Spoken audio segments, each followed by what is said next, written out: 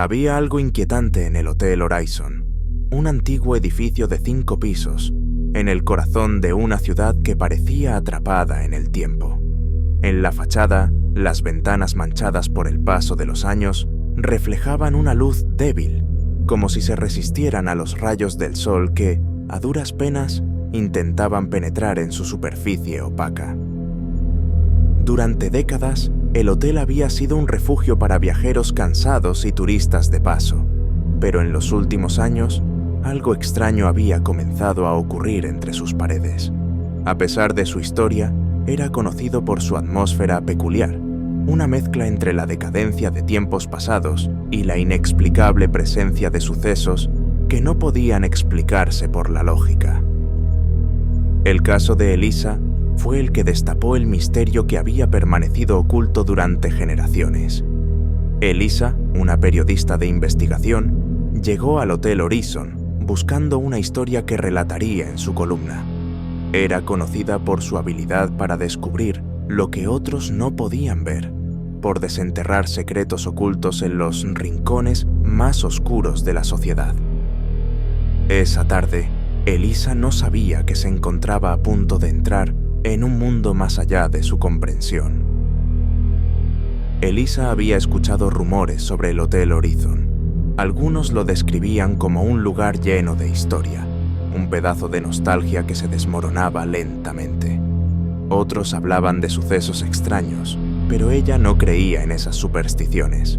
Las historias de fantasmas y fenómenos paranormales eran solo eso para ella: historias, leyendas urbanas. Cuando llegó al hotel, la primera impresión fue la de un edificio antiguo, pero bien cuidado, como si intentara ocultar sus cicatrices del paso del tiempo. La entrada, adornada con una lámpara de araña de cristal que ya había visto mejores días, estaba custodiada por un conserje de mirada cansada y voz suave. «Buenas tardes, señorita. ¿En qué puedo ayudarla?», preguntó el conserje con una sonrisa que apenas se mantenía en su rostro. «Tengo una reserva. Elisa Martínez, una habitación para una noche», respondió ella con un tono seguro. El conserje la condujo por un pasillo largo, iluminado por luces tenues que parpadeaban, mientras el crujir de sus zapatos sobre el suelo de madera parecía resonar en el aire denso. Las paredes del hotel estaban adornadas con retratos antiguos de personas que Elisa no podía identificar, pero algo en sus ojos la incomodaba. Cada retrato parecía observarla, como si los personajes intentaran decirle algo que no lograba comprender. La habitación que le asignaron estaba en el 4º piso, el más alto del hotel. Una vez dentro, Elisa dejó caer su maleta en el suelo. Se acercó a la ventana y miró la ciudad. Desde allí podía ver las luces de la calle, pero había algo extraño en la atmósfera, como si la ciudad misma estuviera envuelta en una niebla invisible. No era el clima ni el atardecer. Era algo más profundo, algo en la energía del lugar. Elisa sacó su cámara, tomando algunas fotos de la vista, y se preparó para salir a investigar los alrededores. Sin embargo, al intentar cerrar la ventana, notó que algo había cambiado en la habitación. Una corriente fría recorría el aire, y un susurro apenas audible comenzó a llenar el espacio.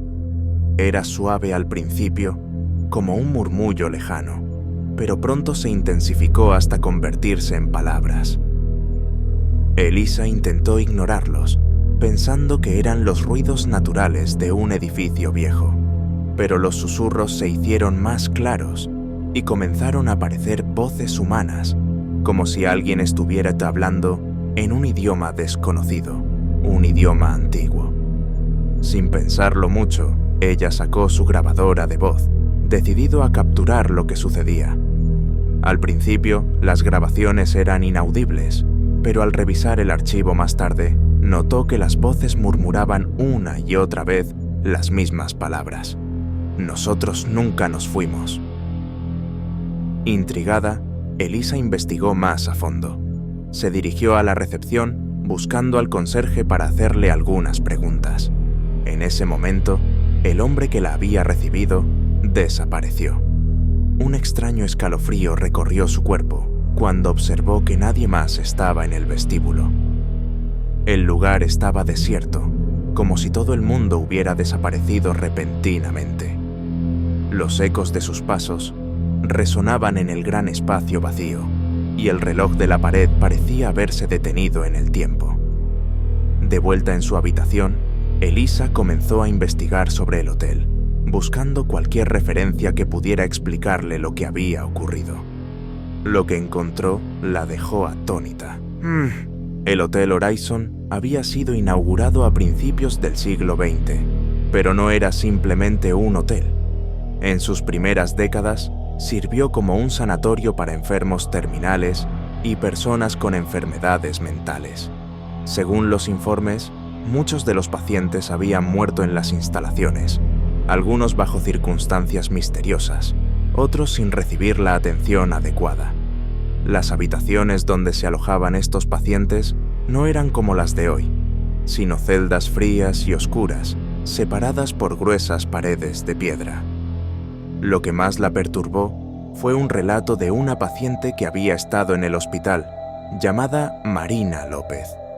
Se decía que Marina había sido una mujer de una belleza inquietante, pero su mente estaba marcada por una tristeza profunda, un sentimiento de desesperación que nunca lograron entender.